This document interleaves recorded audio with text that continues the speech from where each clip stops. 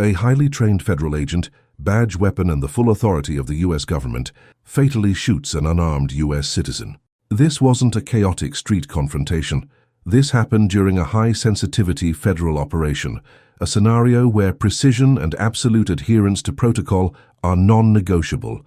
So how does the system fail so catastrophically that an agent, trained to de-escalate, ends up taking an innocent life? The moment that bullet was fired, it launched two massive immediate crises: the tragic citizen death and a fierce immediate internal investigation. But the real question we need to answer isn't just who pulled the trigger, but why the rules of engagement allowed for this outcome in the first place. When does the necessary use of force guaranteed to federal agencies blur the line into pure abuse of power? We are going deep into the operational standards, the rules that govern agents when they step onto private property. You might think these protocols are ironclad, but what we uncovered shows a horrifying vulnerability in the system, a gray area where split-second decisions carry life and death consequences, yet lack clear accountability. We are going to reconstruct the final moments of that operation, examining every single step the agent took and where the chain of command broke down. Before we break down the internal documents that detail this failure, tell me, do you believe federal agents should operate under different, stricter rules of engagement than local police? Drop your thoughts and theories in the comments section below. Let's start the discussion.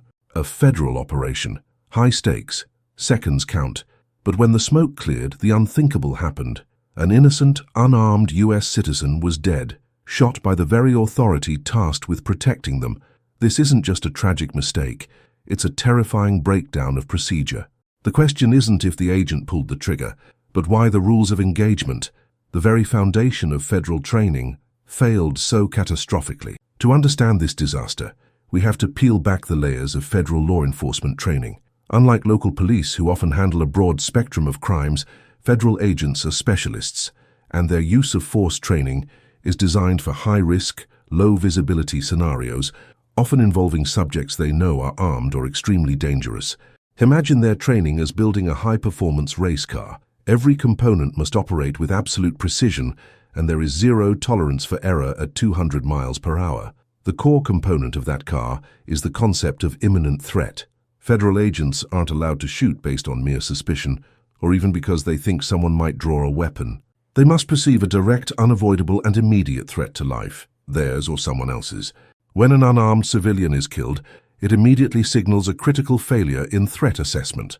That assessment happens in less time than it takes you to blink. It happens in the deep, dark corners of the human brain under extreme duress.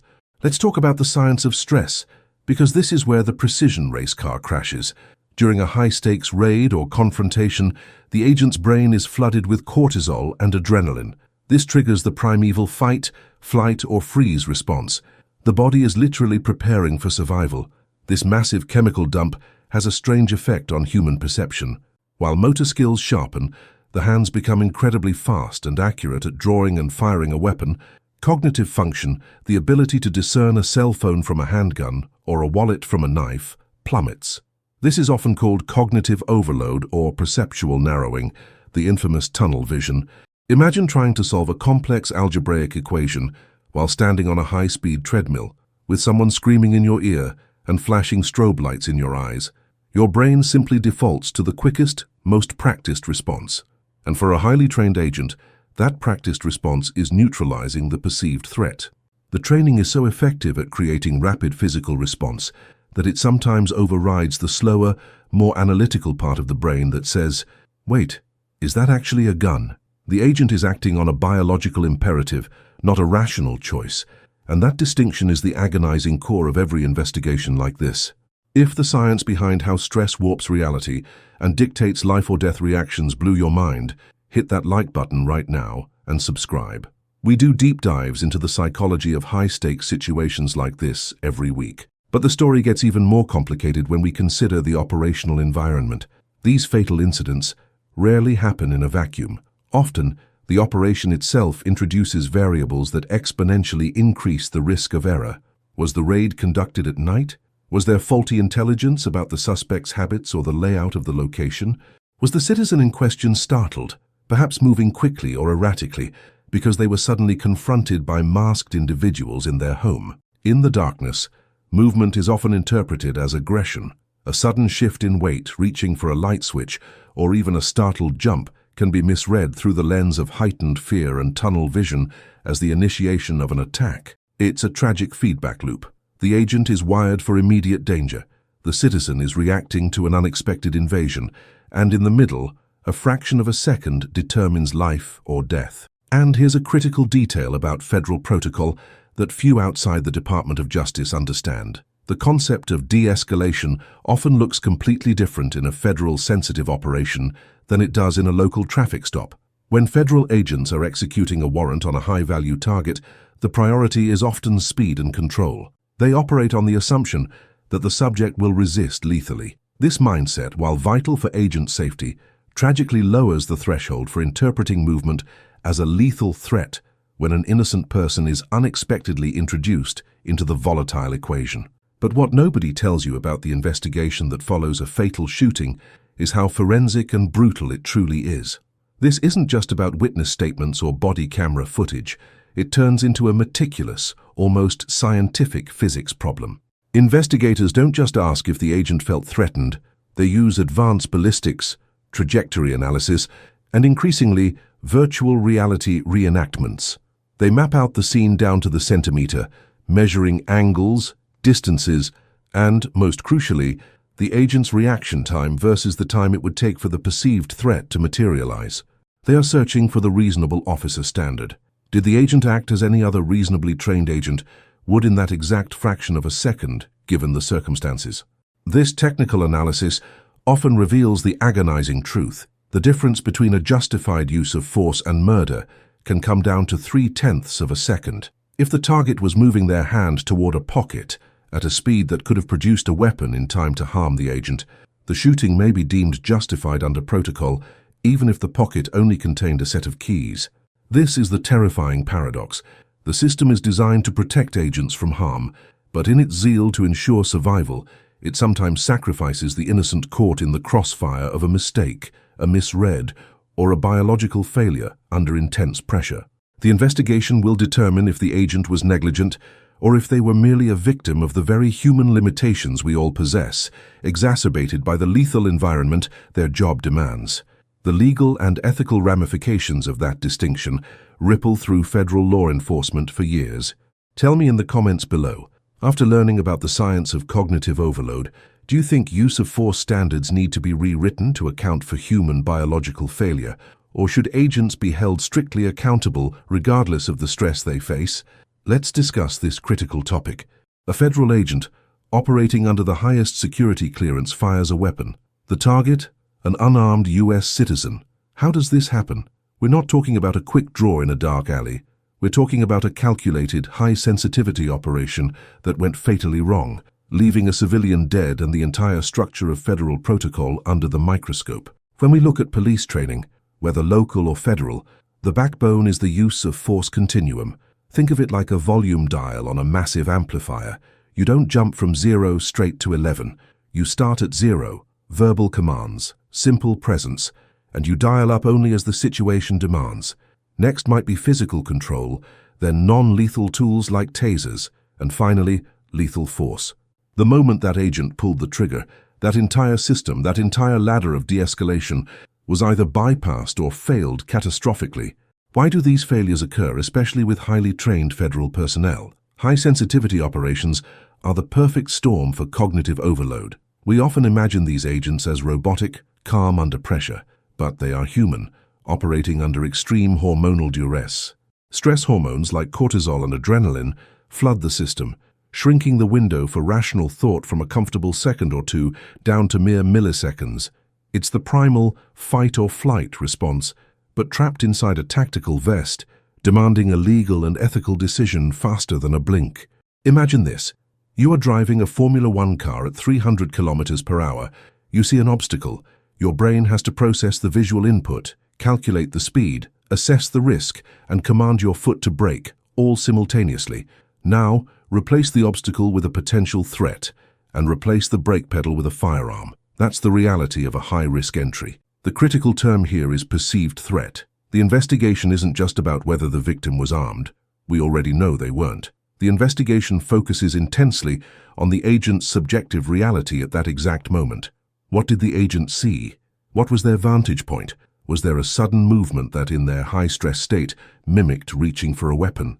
Immediately after the incident, the scene becomes a legal and forensic nightmare.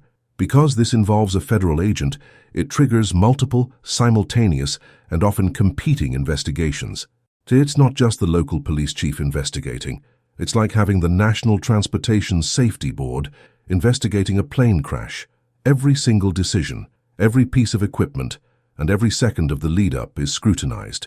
The local police handle the immediate crime scene, but the federal agency, be it the FBI, DEA, or Marshals, launches its own internal affairs probe. And often, the Department of Justice steps in to ensure civil rights were not violated. They don't just look at the bullet trajectory. They look at the agent's training history, their performance reviews, their psychological evaluations, the quality of the intelligence they were given, and even the lighting conditions and background noise that could have influenced their perception. They are trying to reverse engineer a decision made in a split second, seeking to understand if that decision was merely an error or if it was gross negligence. And here is the detail that most people don't grasp. The legal plot twist that defines these cases. The standard of judgment for that agent is not based on our calm hindsight. We, sitting here safely, know the victim was unarmed. But the courts operate under the landmark ruling known as the Graham versus Connor standard. This ruling dictates that the use of force must be judged from the perspective of a reasonable officer on the scene, rather than with the 20/20 vision of hindsight. In simple terms, the legal question is not, was the victim a threat? The legal question is, was the agent's belief that there was an immediate threat reasonable at the moment the decision was made, given the rapidly evolving, tense and uncertain circumstances? This standard sets an extremely high bar for prosecution and is the brutal reality of high-stakes policing. If you found this explanation of legal protocols and psychological pressure fascinating, hit that like button right now. It helps us dig deeper into these complex and often hidden mechanisms of justice. But the investigation always uncovers one more critical layer: training decay. Even the best training programs suffer from decay over time. Studies show that unless high-stress scenarios are constantly revisited, the immediate learned response can degrade, leading agents to rely on more primitive, less refined reactions under extreme duress. Was this a case of poor training, or was it a moment of human failure where even perfect protocol couldn't override panic? That answer is what the federal investigators are fighting to find right now, because the outcome will not only determine the fate of one agent, but potentially redefine the rules of engagement for every federal operation in the country. When a high-sensitivity operation goes sideways like this, the immediate focus isn't just on the tragic outcome, it's on the protocols. Federal agents are trained under what's called the use of force continuum. Think of it like a dimmer switch, not an on-off button. You start with mere presence, then verbal commands, then empty hand control, and only at the absolute extreme, deadly force. The central question in this investigation is critical. What caused that switch to jump instantly from 0 to maximum? The answer often lies in the brain under extreme duress. We're talking about the OODA loop: observe, orient, decide, act. In a perfect scenario, an agent processes a threat rationally, moving step by step. But when the system is flooded with adrenaline and cortisol, the chemical cocktail of fear and survival, that loop collapses. It's like trying to run a super-heavy, complex program on an old computer. The system freezes, skips critical processing steps, and defaults to the most basic survival-based action: fight or flight. This phenomenon is scientifically known as perceptual distortion. Seconds feel like minutes, or conversely, a critical decision window vanishes in a blink. The agent may genuinely perceive a non-weapon object, say a cell phone or keys, as an imminent threat because the brain is prioritizing speed over accuracy. Imagine you're standing on the edge of a cliff in a thick fog. Your brain isn't calculating the precise distance. It's screaming, "Danger, move." That's the state of mind they are investigating. Now, the investigation itself is a labyrinth. When an incident involves a local police officer, local prosecutors usually step in. But when it's a federal agent, whether FBI, DEA, or Homeland Security, it typically falls under the jurisdiction of the Department of Justice Civil Rights Division. They aren't just looking for an accident or negligence. They are looking for a willful violation of rights. That is a notoriously high bar to clear in court. They must prove the agent acted with deliberate malice or reckless disregard for the law, not simply that they made a catastrophic mistake under pressure. If you've ever wondered why these investigations take months, sometimes years, it's because every single element is scrutinized. Every radio call, every frame of body camera footage, every piece of training documentation, and even the psychological profile of the agent involved.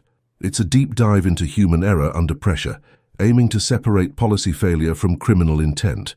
If this kind of intense scrutiny of power and protocol is something that fascinates you, hit that like button right now and tell me in the comments, do you believe the standard for willful violation is too high when a life is lost? But here is the plot twist that few documentaries ever discuss. Even if the agent is ultimately cleared, if the DOJ concludes the shooting was within policy and the use of force was objectively reasonable given the perceived threat, the story doesn't end there. We often focus on qualified immunity, the legal protection for officers, but we ignore moral injury. This is far deeper than typical PTSD. Moral injury is the profound psychological wound suffered when you commit an act that violates your deeply held moral beliefs, often in a high-stakes scenario mandated by your job. The agent might be legally safe, their career intact, but carrying the weight of taking an unarmed life, even if legally justified, changes them fundamentally, perhaps more severely than any court ruling ever could. This tragic collision, an unarmed citizen, a highly trained agent, and a split-second decision made in the fog of a sensitive operation, serves as a chilling reminder. We build protocols, we enforce training, we create laws designed to prevent the catastrophic failure of the human element. Yet when the adrenaline spikes and the OODA loop collapses, all those safeguards can dissolve, leaving behind only the wreckage of consequence. The system demands perfection, but it is ultimately run by people under impossible pressure. If you want to keep unraveling the hidden mechanisms of our world, from courtroom dramas to deep-sea mysteries, make sure you subscribe and turn on notifications.